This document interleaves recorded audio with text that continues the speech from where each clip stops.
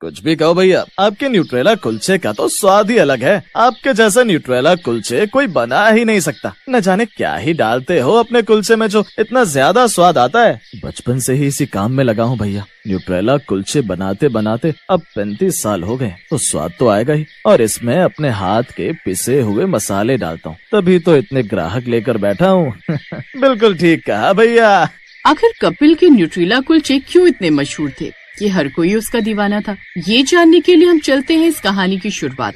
सूरजपुर नाम का एक गांव, जहां 2 भाई रहते थे। माँ बाप के देहांत के बाद घर की सारी जिम्मेदारी बेचारे बड़े बेटे कपिल पर ही आ गई, और अब बड़ा बेटा होने के नाते कपिल ने अपनी पढ़ाई बीच में ही छोड़ दी। अपना और अपने भाई का पेट पालने के लिए अब मुझे ही कोई काम देखना होगा जिससे हमारा गुजारा चल सके। ये बोलकर कपिल काम की तलाश में निकल जाता है और फिर वो ढाबे पर काम करने लगा, जहां उसने न्यूट्रीला सोयाबीन बनाना सीखा, साथ ही कुलचे भी। इन सब के बीच वो खुद तो पढ़ नहीं सका, पर उसने अपने छोटे भाई सूरज को खूब पढ़ा लिखा दिया। पढ़ लिख कर उसका भाई शहर में अच्छी नौकरी पर लग गया। कुछ समय बाद उसने वहीं पर शादी भी कर ली। शादी के बाद वो बस एक बार अपनी पत्नी के साथ गाँव आया। लो काव्या, अब इस चूल्हे को ऐसे जलाओ, मुझसे नहीं होते ये सब काम, ऊपर से इस छोटे से घर में एडजस्ट भी नहीं होता। सूरज चलो न यहाँ से वापस शहर, नहीं तो मैं हमेशा के लिए तुम्हें छोड़कर चली जाऊंगी। नहीं नहीं, मैं भी तुम्हारे साथ चलूंगा, इस छोटे से घर में मेरा भी दम घुटता है। अब सूरज काव्या के साथ वापस शहर लौट जाता है। उसके बाद वो ऐसा गया कि कभी लौटा ही नहीं, और कपिल पढ़ा लिखा न होने के कारण गांव में ही रहकर न्यूटेला कुलचे बेचने लगा। एक दिन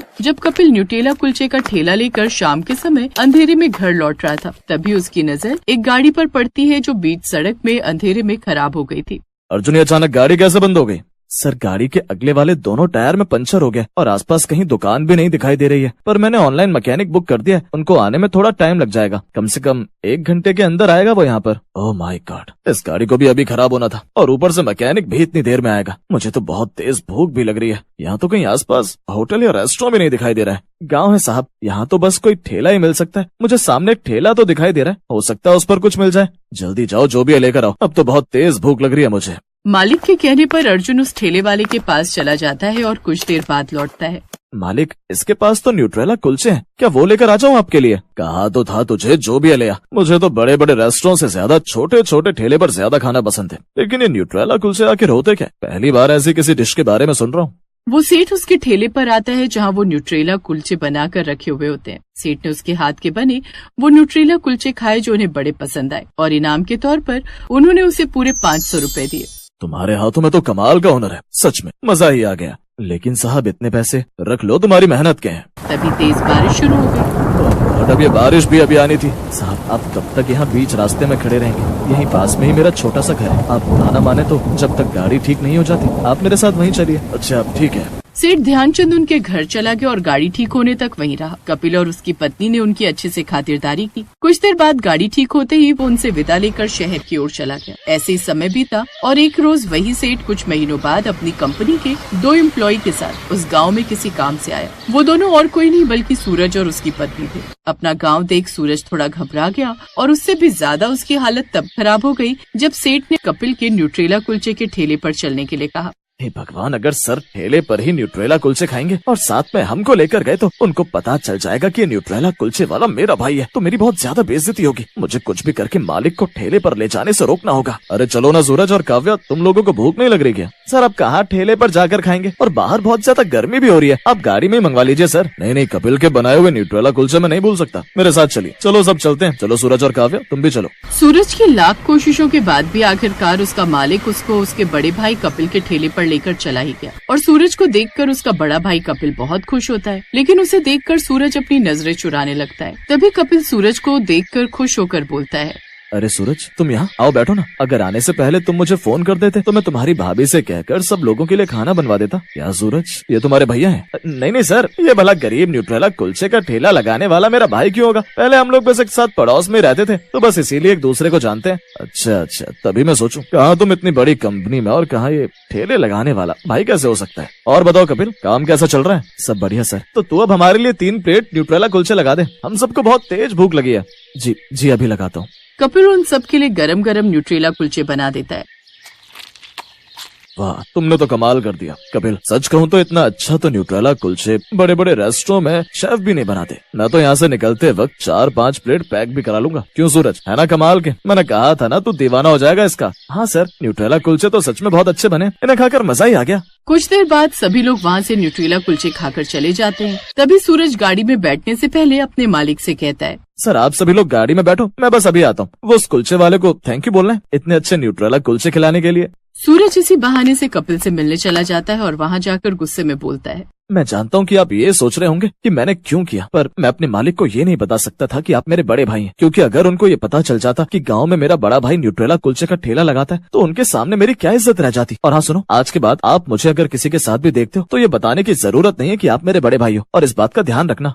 कपिल को उसकी बातों का बुरा तो बहुत लगता है, पर वो उसकी बातों का जवाब न देकर चुप रह जाता है और शाम को जब अपने घर पहुँचता है तो अपनी पत्नी को सारी बात बताता है।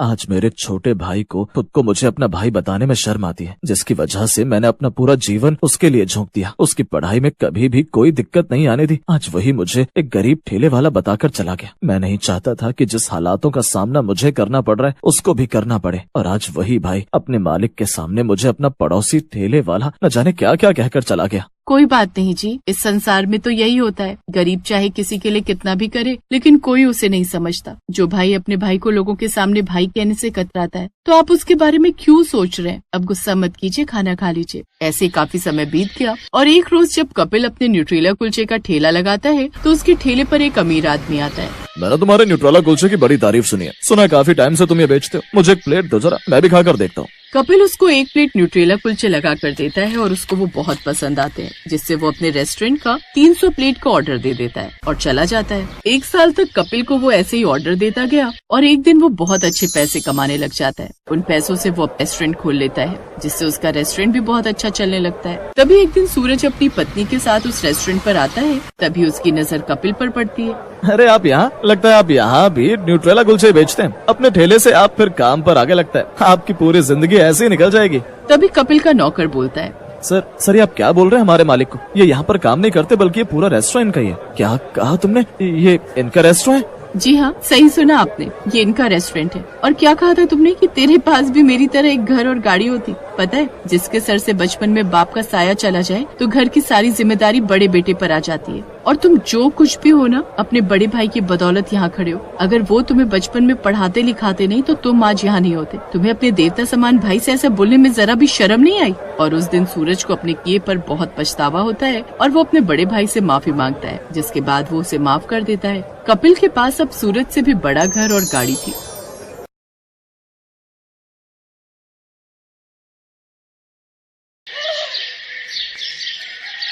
सुमन दिल्ली में रहती थी। उसके पापा चाट का ठेला लगाते थे। सुमन भी इस काम में अपने पापा का साथ देती थी। पापा, ये लो, सारे गोलगप्पे भी तैयार हो गए और पानी भी बना दिया। बस मीठी चटनी आप बना लो, मैंने हरी चटनी बना दी है। सुमन बिटिया, सारा काम तो तूने ही कर दिया। तू तो मेरी आदत खराब कर रही है बेटी। कुछ दिनों में तू ससुराल चली जाएगी तो तेरे बिना काम में बिल्कुल मन नहीं लगेगा। तेरी बहुत कमी खलेगी बिटिया। बस रो दिए। सुमन, अब तू ही अपने पापा को संभाल। थोड़ी थोड़ी देर में मन भारी कर लेते हैं। पापा, मैं आपको छोड़कर कहीं नहीं जाऊंगी। मुझे ये शादी नहीं करनी। मैं भी आपके और माँ के बिना नहीं रह पाऊंगी। पापा नहीं बिटिया, ऐसे नहीं कहते। बेटियों को अपने ससुराल जाना ही होता है। केशव बहुत अच्छा लड़का है, तो ससुराल में बहुत खुश रहेगी। सुमन की शादी सूरत में तय हो गई थी। 1 महीने बाद सुमन की शादी थी, इसीलिए सुमन अपने माता पिता से दूर दूसरे शहर जाते थोड़ा उदास थी। सुमन बड़ी थी और एक छोटा भाई था जो अभी पढ़ रहा था। धीरे धीरे 1 महीना बीत गया और सुमन की शादी का दिन आ गया। सुमन के माता पिता उसे राजी खुशी डोली में विदा करते हैं। शादी के बाद सुमन दिल्ली से सूरत अपनी ससुराल आ जाती है। सुमन का पति केशव एक गैराज में गाड़ियों की मरम्मत करता था। सुमन समझदार थी, उसने आते ही पूरे घर को संभाल लिया। बस बहू, मैं और रोटी नहीं लूंगी, केशव को दे दे। बस एक ही रोटी देना, पेट में बिल्कुल भी जगह नहीं है। इतना स्वादिष्ट खाना बनाया है बहू कि मैं एक रोटी भूख से बढ़कर खा गई। कहा माँ जी, 2 निवाले की 1 रोटी होती है मेरी छोटी छोटी। अब मैं आ गई हूँ ना, तो रोजाना आपको ऐसे ही गरम गरम मेरे हाथ का बना भोजन खाना होगा। कोई बहाना नहीं चलेगा। हमारे तो भाग्य खुल गए बहू, जो तुम हमारे घर में बहू बनकर आई। जीती रहो। सुनिए, मैंने आपका टिफिन पैक कर दिया है, ये लीजिए। बस मैं 2 मिनट में आई। अब ठीक है, मैं बाहर तब तक मोटरसाइकिल निकालता हूँ। माँ जी, और क्या क्या राशन लाना है? बस यही बहू जो लिखवाया है, बाकी तुम अपने लिए जो चाहो खरीद लेना। ठीक है, मैं थोड़ी देर में लौटती हूँ। सुमन केशव के साथ मोटरसाइकिल पर बाजार चली जाती है। सुमन कहो तो गैराज बाद में चला जाऊंगा। तुम अकेले घर सामान लेकर कैसे जाओगी? अरे आप चिंता मत करो, मैं ऑटो ले लूंगी। केशव सुमन को बाजार में छोड़कर गैराज जाने लगता है। तभी उसकी मोटरसाइकिल के आगे कहीं से एक पत्थर आ जाता है। केशव की मोटरसाइकिल लड़खड़ा जाती है और वो बहुत तेज गिरता है। केशव को काफी चोट आ जाती है। सुमन कुछ ही दूरी पर थी। हे ईश्वर, ये क्या हो गया? भाई साहब थोड़ी मदद कीजिए। चिंता मत करो बहन जी, सब ठीक हो जाएगा। कुछ लोग सुमन की मदद करते हैं और केशव को बराबर के अस्पताल में ले जाते हैं। डॉक्टर केशव का इलाज करता है। कुछ देर बाद केशव को आराम मिलता है। ज्यादा गंभीर चोटें तो नहीं थी, पर केशव के पैर की हड्डी टूट गई थी। 2 दिन बाद केशव को छुट्टी मिलती है। माँ मैं ठीक हूँ, बस पैर की हड्डी में ही तो फ्रैक्चर है। कुछ महीनों में मैं ठीक हो जाऊंगा, चिंता मत करो।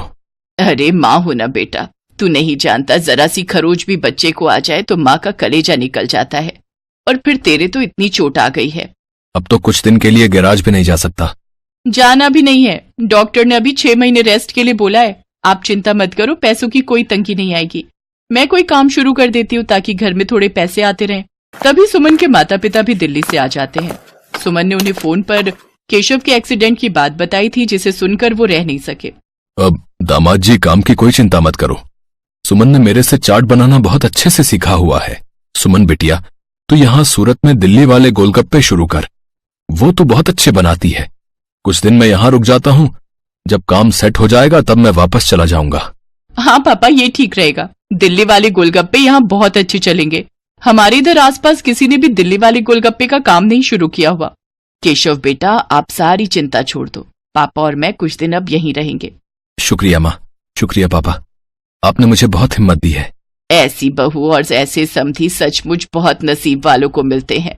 सुमन की सास की आंखों में आंसू आ जाते हैं। केशव को भी अपने सास ससुर के आने के बाद बहुत हिम्मत मिल गई थी। सुमन अपने पापा के साथ सूरत में गोलगप्पे का ठेला शुरू करती है, जिसके ऊपर लिखा था दिल्ली वाले गोलगप्पे। गोलगप्पे के दीवाने तो बहुत लोग हैं और सूरत में तो पानीपुरी के सभी दीवाने हैं। ये देखकर सुमन और उसके पापा ने गोलगप्पे का स्टॉल लगा दिया। उनके बने गोलगप्पे बहुत पसंद किए जाने लगे। सुमन बिटिया, मुझे पता है अब तुम काम अकेले संभाल लोगी। अब हमें चलना चाहिए।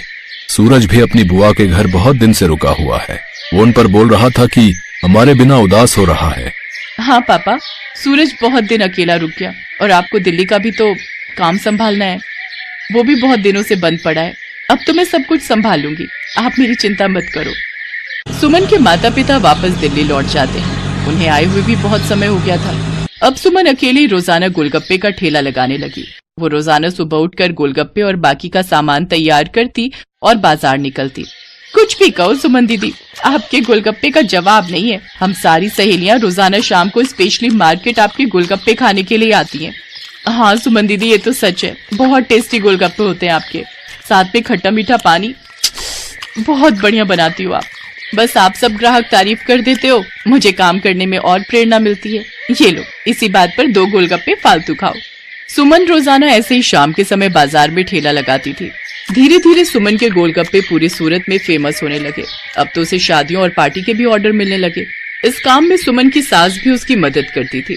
कहीं भी शादियों और पार्टी के ऑर्डर मिलते तो सुमन अपनी सास के साथ जाती और वहां पर अपना स्टॉल लगाती। स्टॉल पर दिल्ली वाले गोलगप्पे लिखा देखकर लोगों की भीड़ सबसे पहले वहीं पर टूटती थी। बहुत अच्छे पैसे कमा लिए सुमन ने। फिर एक दिन सुमन केशव और अपनी सास से बोली, सुनो, अब तो तुम्हारी तबीयत में थोड़ा सुधार हो गया है। मैं सोच रही हूँ तुम गैरेज का काम छोड़ दो, हम गोलगप्पे की एक दुकान खोल लेते हैं। अब तो हमारे पास अच्छे पैसे इकट्ठे हो गए हैं, हम कुछ कारीगर भी रख लेंगे। सुमन, तुमने तो मेरी पूरी जिंदगी बदल दी। कहते हैं एक आदमी की सफलता में एक औरत का हाथ होता है, और तुमने तो मेरा बहुत साथ दिया है।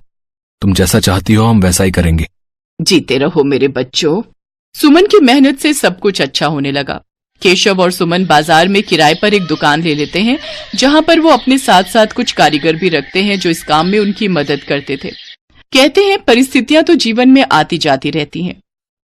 परिस्थितियों से डरकर नहीं, बल्कि परिस्थितियों का मुकाबला करके ही जीवन को सरल बनाया जा सकता है।